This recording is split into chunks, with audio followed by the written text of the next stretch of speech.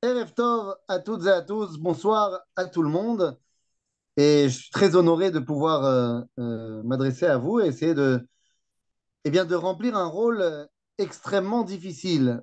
Quand on parle des Bnei Noach, on parle d'une volonté extrêmement profonde de vouloir s'attacher à un enseignement, s'attacher à une tradition qui n'est pas du tout du domaine de, j'allais dire, l'inné. Puisque devenir, voilà, c'est le nom de David, devenir Noachide, c'est un véritable cheminement. Et vous savez, lorsque le Rambam Maïmonide nous fait son récapitulatif de l'histoire dans les lois sur l'idolâtrie au chapitre 1, le Rambam Maïmonide va nous expliquer que Abraham avait un style d'enseignement qui était le sien, c'est-à-dire qu'il arrivait dans un endroit, il mettait des grandes affiches partout et il faisait de la pub sur Internet. Voilà, mardi soir, il y aura un grand cours d'Abraham. Voilà le lien, vous pouvez vous connecter. Et se connecter, ceux qui avaient envie de se connecter. Bon, alors comme c'est Abraham, se connecter des milliers de personnes. Très bien. Mais en gros, celui qui veut, il vient. Celui qui veut pas, bah, tant pis pour lui. Yitzhak, Isaac a repris l'affaire familiale. Mais pour Yaakov, c'est très différent. Car Yaakov, Dieu va lui imposer que tous ses enfants reçoivent l'enseignement. Et donc, il va mettre en place un de ses fils, Lévi, pour faire en sorte que chacun de ses autres enfants eh bien, apprenne la tradition d'Israël. En d'autres termes, eh bien, pour ce qui est du peuple juif, il y a une obligation de l'imout Torah, une obligation d'étudier la Torah. Alors que le Ben Noach, le Noachide, eh bien, n'a pas cette obligation d'étudier et de se rattacher à son identité. Et pourtant, venir faire le choix d'étudier est peut-être, j'allais dire, le travail le plus extraordinaire dans son honnêteté à vouloir se rattacher à Dieu. Et donc, je suis vraiment honoré de pouvoir participer à cela et d'essayer de transmettre un petit peu de ce que j'ai reçu de mes maîtres pour voir ce que la tradition d'Israël a apporté au monde entier. Et ce soir, le thème que nous allons essayer d'apporter, c'est justement un homme, est-ce qu'il était noachide ou est-ce qu'il était juif? C'est pas évident, puisqu'on a tendance à parler de Yitro. On a lu ce Shabbat la paracha de Yitro. Entre parenthèses, c'était la paracha de Bar Mitzvah de mon fils, qui a lu donc dans la Torah il y a quelques jours. Et la grande question est de savoir, est-ce que Yitro est bel et bien le premier converti au judaïsme? C'est pas évident, je dis cela, pourquoi? Eh bien parce que lorsque le texte de la Torah nous dit Vayelech lo el arzo, il est retourné dans son pays, eh bien, Rachid expliquait, il est retourné pour convertir les membres de sa famille. Mais il n'est marqué nulle part qu'il est parti se convertir lui-même. Alors, certes, on peut se dire, s'il va convertir les membres de sa famille, c'est que lui-même est déjà converti. Ou pas. Ou alors il est parti les convertir à quelque chose d'autre. Pas forcément au judaïsme. C'est-à-dire que si on parle de Ruth à Moavia, elle s'est convertie clairement au judaïsme. Comment s'est-elle convertie au judaïsme? Eh bien, c'est très simple. Vous savez, il est dit que la fille du pharaon a été la première et Yitro la seconde convertie. Voilà. Mais que ce soit la fille de pharaon, Bithia, ou que ce soit Yitro, c'est pas marqué textuellement qu'ils se sont convertis. Alors que pour ce qui est de Ruth, c'est clairement marqué. C'est marqué cette phrase qui est la base de toutes les conversions dans le peuple juif. Amer ami ve'elohai Elohai. Ce qui veut dire ton peuple, c'est mon peuple, ton Dieu, c'est mon Dieu. La conversion au judaïsme, c'est d'abord l'acceptation de la destinée collective nationale du peuple juif, et en deuxième temps, l'acceptation des mitzvot, des commandements divins. Si je devais schématiser et être très caricatural, je dirais que la conversion au judaïsme, c'est d'abord d'accepter de se faire traiter de sale juif dans la rue, après, c'est de faire Shabbat. Mais pour ce qui est de Yitro, Agar et Ketura, elles se sont converties. Eh bien, en fait, vous me précédez dans ce que vous posez comme question, parce que j'allais dire Yitro, mais ça marche aussi pour Agar et Ketura, qui d'ailleurs, d'après nos sages, c'est la même personne. Tout ça, ça se passe avant la Torah, avant le don de la Torah. Donc, est-ce qu'on peut parler d'une conversion en bonne et due forme, judaïquement parlant, avant le don de la Torah? C'est pour ça que, y compris Yitro, c'est une question qui reste posée. Maintenant, vous allez me dire, voilà, exactement, nous dit Michael, Yitro, il est rentré tranquillement chez lui. Or, si on a dit que la première étape pour la conversion au judaïsme, c'est l'acceptation et faire partie intégrante de l'histoire nationale d'Israël, bah, si Yitro repart chez lui à Midian, c'est pas vraiment décider de se connecter à la destinée collective du peuple juif. Maintenant, c'est possible qu'il soit simplement parti en shlichut et qu'ensuite il est revenu. C'est pour ça que je dis, Yitro, c'est pas une évidence. Est-ce qu'il s'est converti au judaïsme ou alors au noachisme? Est-ce qu'il a été prôné un autre idéal? Et c'est justement de cet idéal dont j'aimerais qu'on essaie de voir un petit peu les tenants et les aboutissants. Alors, le titre de notre intervention, c'est Entre Yitro et Spinoza, qui est le véritable monothéiste? Pour le coup, Spinoza, c'est un juif. Ça, c'est sûr. Baruch de son prénom. Mais Baruch Spinoza va avoir une conception du divin qui est très particulière. C'est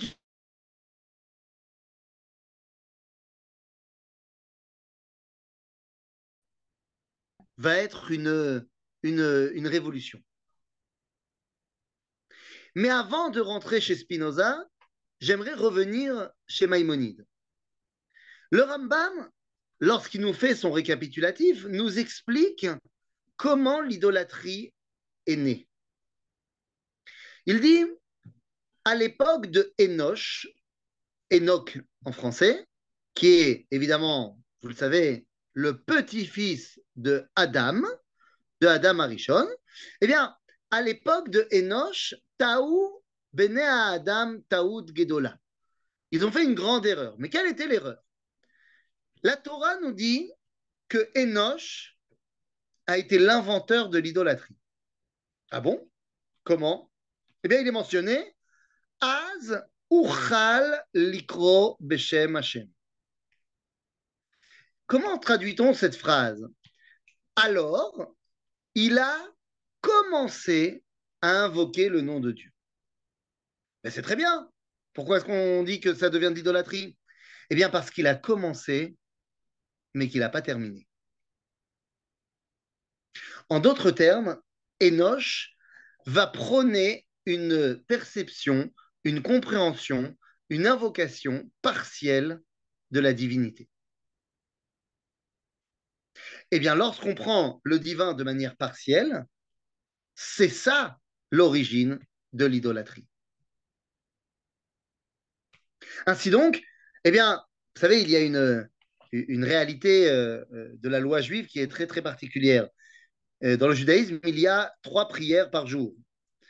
Mais il y a une grosse problématique au niveau de qui a le droit de prier.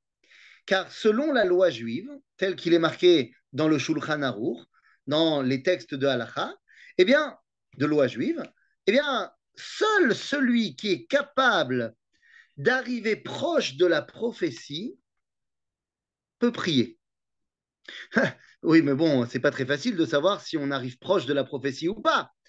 Disons que moi, j'habite dans une rue où, de l'autre côté du carrefour, il y a une station essence.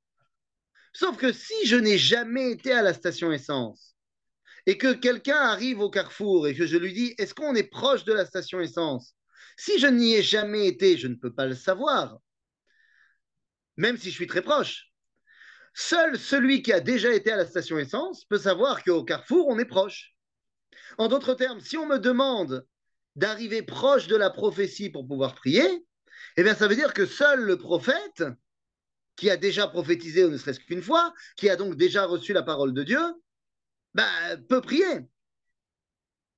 Et effectivement, le premier dont on va nous dire qu'il prie, c'est Abraham. Et c'est au même endroit où, pour la première fois, on va avoir le mot prophète. Lorsque Avimelech, le roi des Pélishtim, va s'approprier Sarah, Dieu le frappe,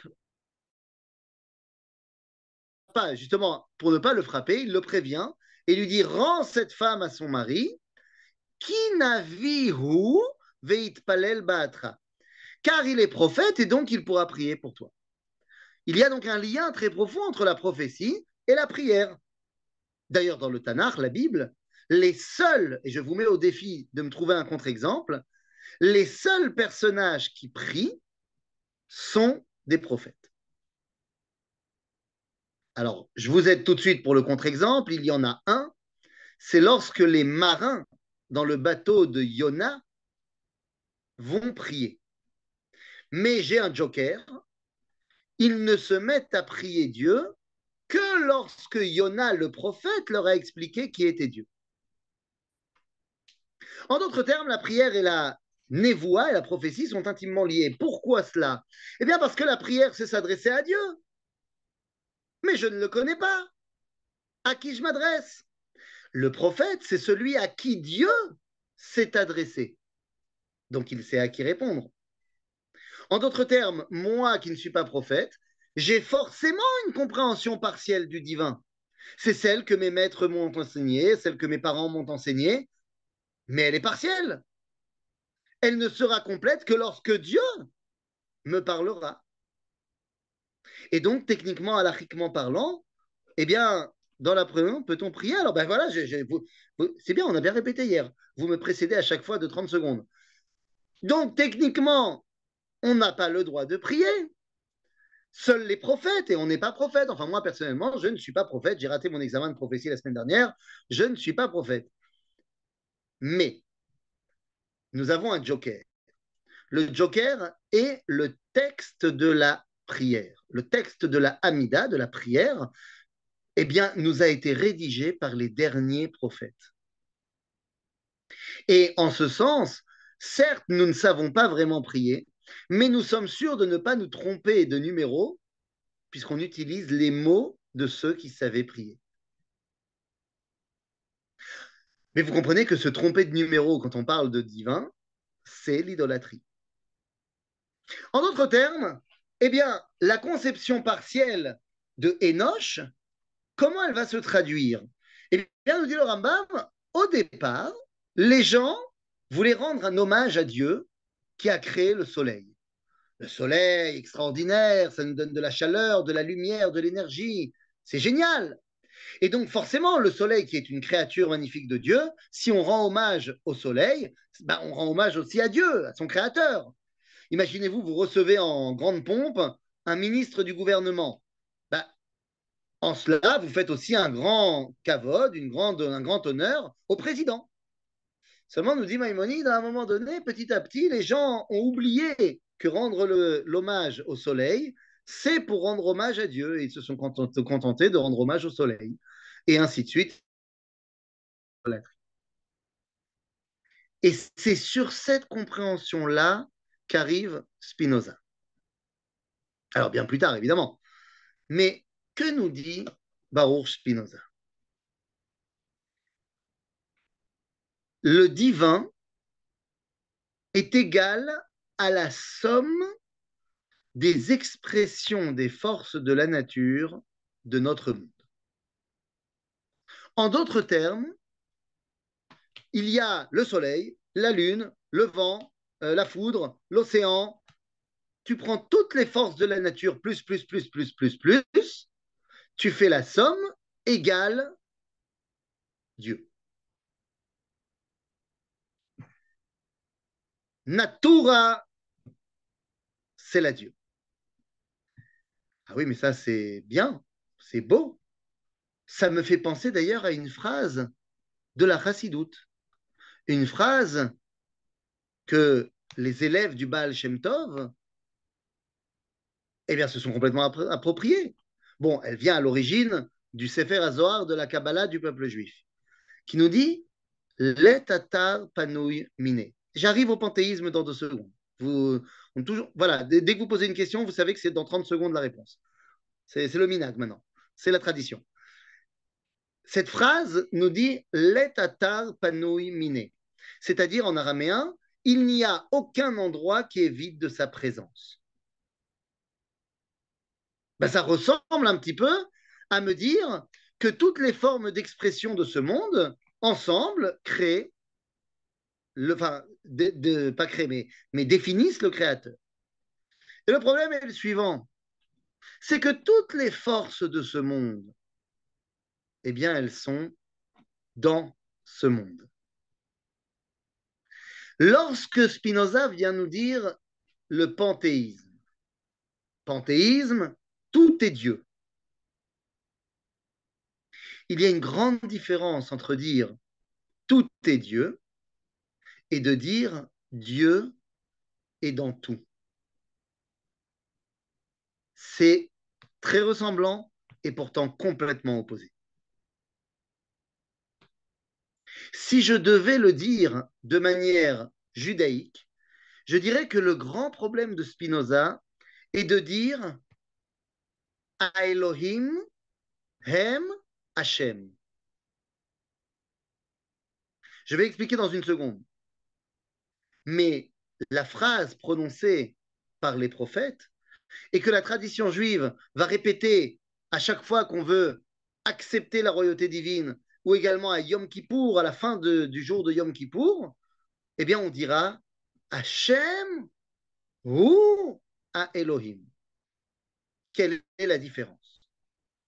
Est-ce que l'expression, la somme de l'expression des formes de la nature qui se dit en termes divines Elohim, est-ce que cela c'est égal à Hachem ou alors Hachem, il comprend Elohim, mais pas que. Moi, je viens personnellement de la ville de Metz. Avant de pouvoir monter en Israël à Jérusalem, j'ai habité dans la ville de Metz, dans le nord-est de la France. Eh bien, la ville de Metz est en Moselle. La Moselle est en Lorraine. Et la Lorraine est en France. Si je vous dis que j'habite à Metz, qui est en Moselle, et la Moselle, c'est la France. C'est vrai. Mais de dire que la France, c'est la Moselle, c'est faux. Eh bien, il est là tout le problème. Dans la vision de Spinoza, eh bien, Dieu n'est que, entre guillemets, émanant.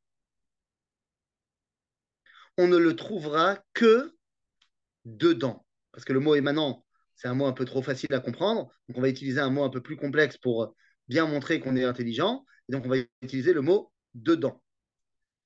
C'est-à-dire que, d'après Spinoza, le divin se trouve à l'intérieur de ce monde. Dans toutes les formes qu'on peut imaginer dans ce monde, eh bien, la totalité, c'est Dieu. Ah oui, mais attendez, Dieu n'est-il pas au-delà de ce monde? Et c'est là que ça nous arrive, justement, voilà, on a dit les 30 secondes, les fameuses 30 secondes. Et c'est là qu'on a dit, ben oui, mais Yitro, qu'est-ce qu'il propose? Lorsque Yitro arrive dans la paracha que nous avons lue ce Shabbat, il arrive et il va dire une phrase absolument incroyable. Il dit, tout d'abord, il dit Baruch Hashem. Baruch Hashem, asher itzil etchem miyad u'mitzrayim u'miyad paro. Asher itzil et ha'am mitachat yad Mitzrayim. Il est le premier personnage à dire Baruch Hashem. Baruch Hashem, cela veut dire littéralement que Dieu est la source des bénédictions. Quoi? On n'aurait pas pu le dire nous-mêmes? N'y a-t-il pas une personnalité entre Abraham et Moïse qui a pu dire Baruch Hashem? Pourquoi est-ce qu'il faut que ça vienne, cette phrase tellement belle? Pourquoi ne peut-elle pas venir de l'intérieur même du peuple juif? Raison très simple. Il y a une phrase en hébreu qui dit En Baal, excusez-moi, En Baalagan, Makir Babalagan. Ce qui veut dire, alors si je traduis, le jeu de mots sera complètement perdu, mais ça veut dire littéralement, le patron du jardin d'enfants ne peut pas prendre conscience du balagan, de la guerre mondiale qu'il y a à l'intérieur du jardin d'enfants. Ou alors en français, plus simple, lorsque tu es à l'intérieur d'un compte de la portée, de la profondeur, de la grandeur de cet événement. Et donc Yitro, il est de l'extérieur. Même si maintenant il va rentrer, il vient de l'extérieur. Et pour lui, voir la sortie d'Égypte, entendre parler de cette histoire-là, eh bien, ça lui permet d'avoir une analyse de ce que nous avons vécu, que nous n'avons pas pris conscience. Je discutais, pas plus tard qu'hier, avec ma grand-mère, qui est venue de France pour la bar mitzvah de mon fils, qui a fêté ses 90 ans. Et je parle avec elle de la réalité en Israël actuellement, de la guerre. Et elle me dit, mais tu n'as pas de recul. Moi, je sais, tout ira bien. Je dis, mais mamie, c'est beau de dire ça, mais... Je dis, mais tu ne te rends pas compte, tu ne te rends pas compte du miracle. Moi non plus, je m'en rendais pas compte avant, mais maintenant, je suis vieille, donc je comprends. Mais enfin, vous imaginez, ma grand-mère, elle a vécu la Shoah, elle a vécu, après la Shoah, la création de l'État d'Israël, elle a vécu la libération de Jérusalem. Alors évidemment, au moment des événements, elle savait qu'il se passait quelque chose d'énorme, mais elle ne pouvait pas prendre la pleine mesure de l'événement. Mais aujourd'hui, du haut de ses 90 ans, avec un peu de recul, elle se dit, mais c'est fantastique ce qui nous arrive. Et donc, la guerre que nous vivons actuellement, c'est difficile, mais on a déjà montré que le peuple juif pouvait se sortir de choses plus difficiles, et ça ne va être qu'encore une étape pour montrer la grandeur d'Akadosh Baruch Hu, la grandeur de Dieu dans le monde. Oh, c'est magnifique. Yitro vient et nous dit, moi, je peux vous dire, de l'extérieur, Baruch Hashem. Bon, d'accord. Et tu as autre chose à nous dire? Oui. Et il répond, Ata yadati ki gadol Hashem mikol Elohim. Maintenant, je sais que Dieu, Hashem, Yudke Vavke, le tétragramme, c'est-à-dire la dimension de la transcendance, est plus grande que toutes les expressions de l'émanence. Ki gadol Hashem mikol Elohim. Et là, il va falloir qu'on se pose 2 petites secondes pour essayer de comprendre. D'après Rashi, nous dit le commentateur que Yitro, il se base sur le Midrash, dit que Yitro s'était essayé à toutes les idolâtries possibles et imaginables du monde.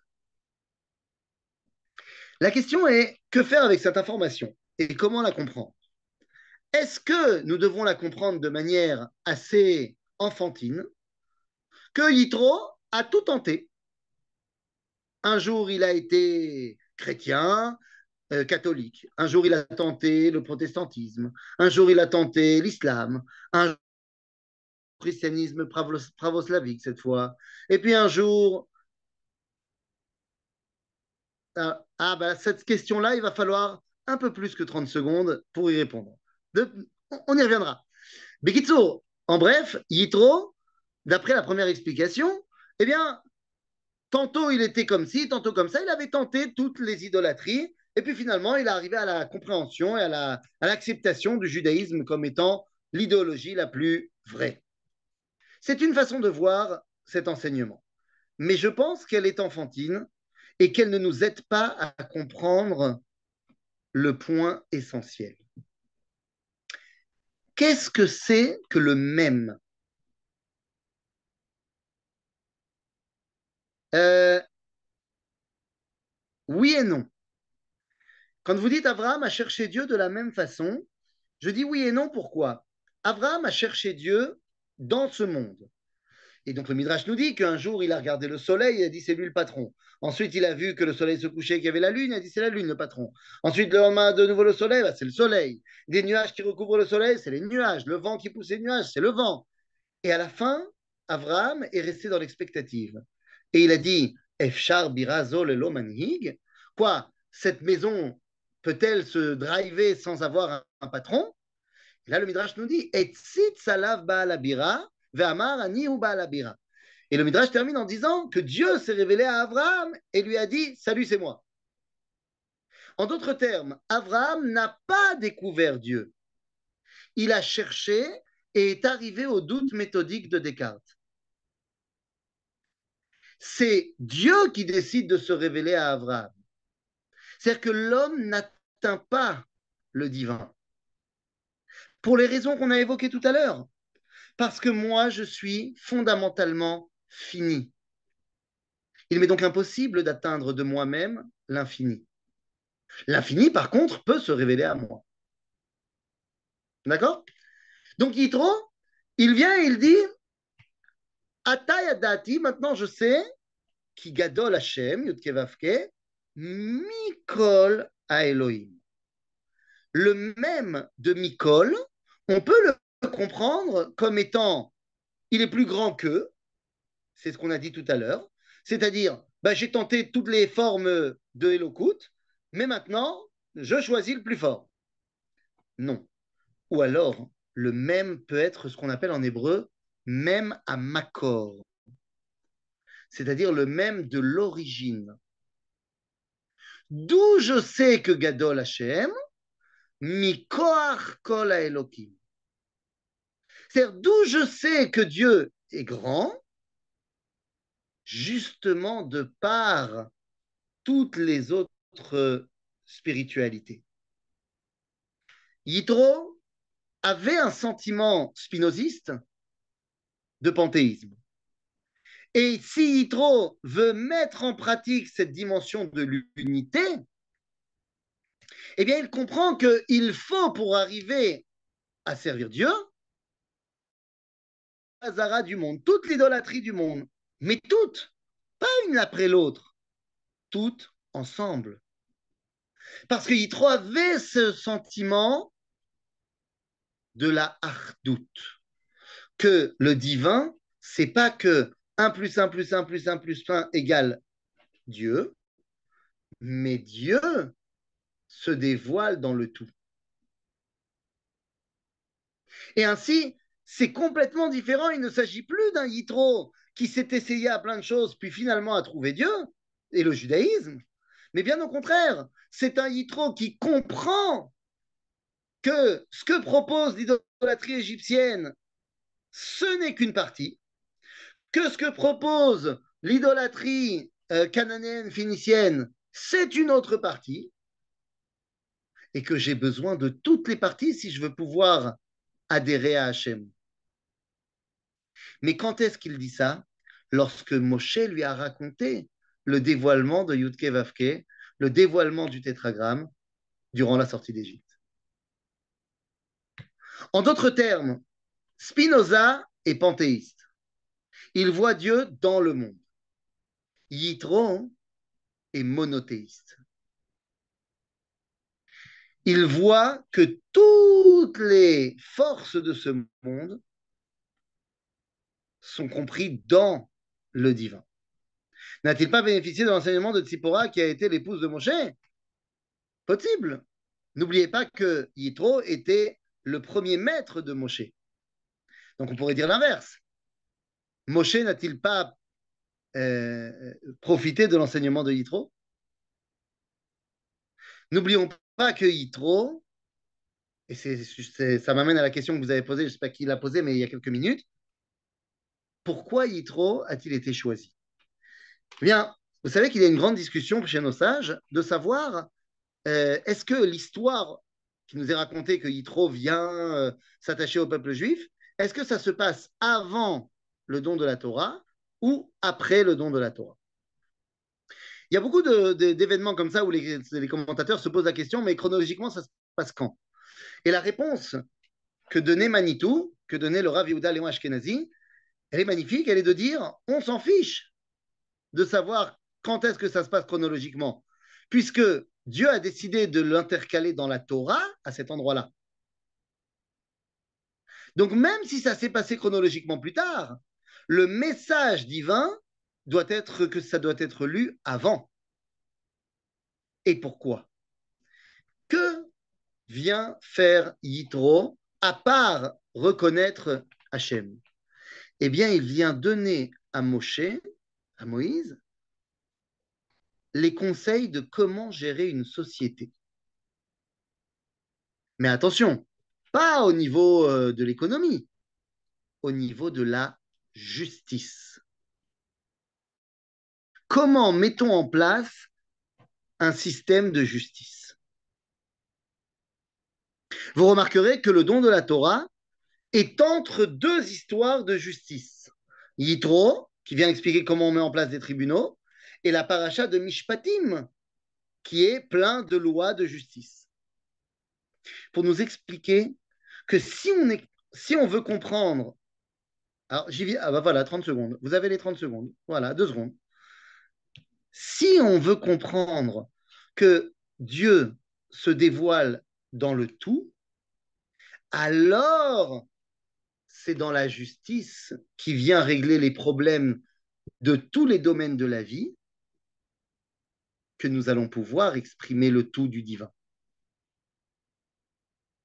Et donc vous me demandez, est-ce que Yitro représente les nations face à Moshe qui représente Israël? Eh bien, le Midrash dans le Yalkut Shimoni va nous dire Yaakov Avinu, que Jacob était suffisamment grand pour recevoir la Torah, mais sa génération ne le méritait pas. Qui était la génération de Yaakov? Pas ses enfants, mais les non-juifs qui étaient autour de lui. Par exemple, Lavan. Donc ça veut dire que si Moshe, lui, reçoit la Torah, c'est que le monde environnant, les nations environnantes, eh bien oui, sont capables cette fois de recevoir la Torah. Comment le sait-on? Parce qu'elles ont produit un Yitro.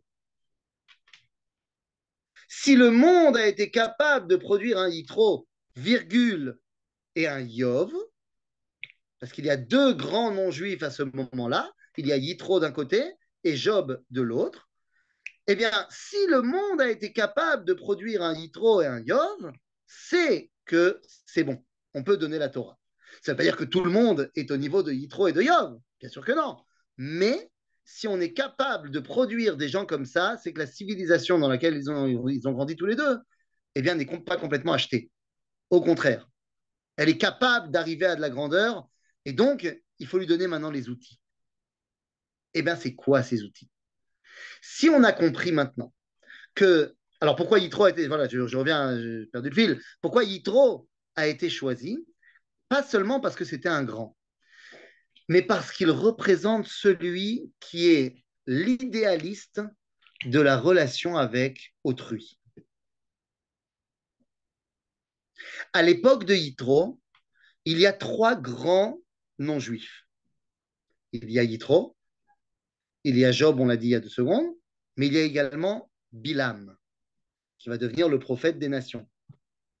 Eh bien, ces trois personnages sont tous les trois des spécialistes d'une façon de s'attacher à Dieu.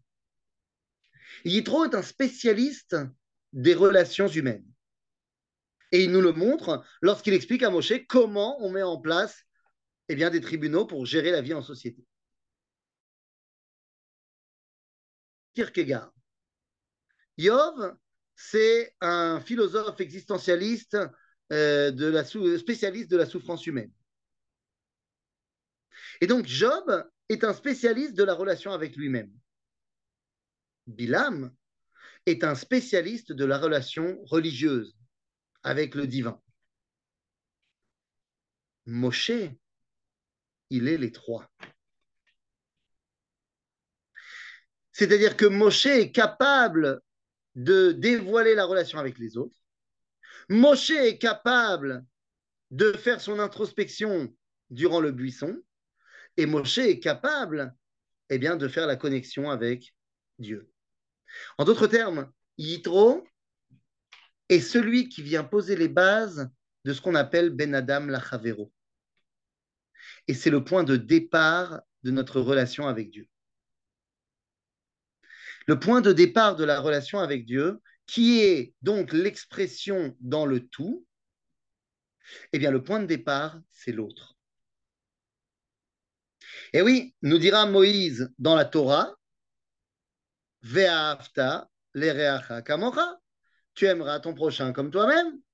Et Rabbi Akiva de rajouter dans la Mishnah, Zeklal Gadol Batorah, c'est le grand principe de la Torah. Et le Talmud de rajouter après, oui, mais c'est qui ton prochain par excellence? Eh bien, c'est Dieu. En d'autres termes, la façon dont tu te comportes avec autrui, c'est la façon quelque part où tu te comportes avec Dieu. Et donc, avant même le don de la Torah, on doit être capable de savoir comment se comporter avec l'autre. Et c'est ça que Yitro vient nous apprendre. Comment se comporter avec autrui. Et c'est pour ça que selon la loi juive, il est bien plus grand de ne pas porter atteinte à son prochain plutôt que de lui faire du bien. Il est mieux de faire en sorte que son prochain n'ait pas de problème plutôt que de lui faire des dons. Pourquoi? Parce que ça lui laisse son indépendance. Ça montre que je reconnais qu'il a une place qui n'est pas la mienne. Et c'est exactement ce que nous avons découvert lorsque Dieu s'est révélé à nous au mont Sinaï. Le texte de la Torah nous dit Vechol ha'am ro'im et akolot. Et tout le peuple a vu les voix. Bon, Jeanne, elle a entendu des voix, mais ça ne s'est pas très bien fini pour elle. Là, le peuple a vu les voix. Et la traduction de Jonathan Ben Uziel pose la question et demande, mais enfin, qu'est-ce qu'ils ont vu? Comment on voit une voix? Eh bien, nous dit Jonathan Ben Uziel qu'on sortait de la montagne et rentrait différemment dans chaque oreille de chacun des enfants d'Israël en fonction de ce que ce dernier pouvait comprendre. En d'autres termes, eh bien, être conscient que l'autre, ce n'est pas moi, c'est être conscient que le dévoilement divin passe par lui et par moi. Et c'est la raison pour laquelle, eh bien, va nous écrire par exemple Emmanuel Lévinas, lorsqu'il dit cette phrase absolument extraordinaire, où il dit, je ne dis pas que autrui est Dieu, mais je dis que dans le visage de l'autre, je peux percevoir le dévoilement de Dieu.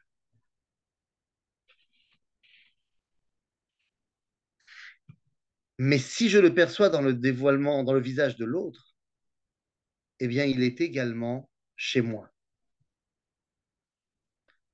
Ne pas tuer son prochain, mais nous devons lui transmettre la vie. Ah, par rapport au fait que c'est mieux de ne pas porter atteinte plutôt que de donner. Oui, vous avez raison. Le seul bémol, c'est donner la vie. Parce que tant qu'il n'est pas vivant, je ne vais pas pouvoir lui laisser son indépendance. Bien sûr, vous avez tout à fait raison. Mais ça, si vous voulez, bon, je vais le dire très rapidement, c'est parce qu'il y a 4 étapes au niveau du don. Il y a l'étape qui est bébé, l'étape enfant, l'étape adolescente et l'étape adulte. Un bébé ne veut que recevoir. Il veut recevoir la vie. Tout simplement parce qu'il n'a pas d'autre moyen que pour être vivant que de recevoir. L'enfant, il est prêt à donner pour recevoir. Il rangera sa chambre pour aller avec ses copains. L'adolescent est dans la période de l'idéalisme. Il veut donner pour donner, sans comprendre que s'il n'a plus, il ne pourra pas donner. Et l'adulte comprend qu'il doit recevoir pour pouvoir donner. En d'autres termes, bien sûr que d'abord on donne la vie à autrui, et ensuite, eh bien, on doit lui respecter cette vie, et donc lui laisser agir.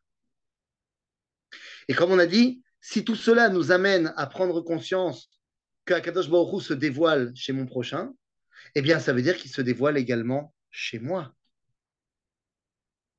Eh oui, comment est-ce qu'il se dévoile chez moi? Eh bien, vous savez comment on dit moi en hébreu? On dira Ani. Ani, je.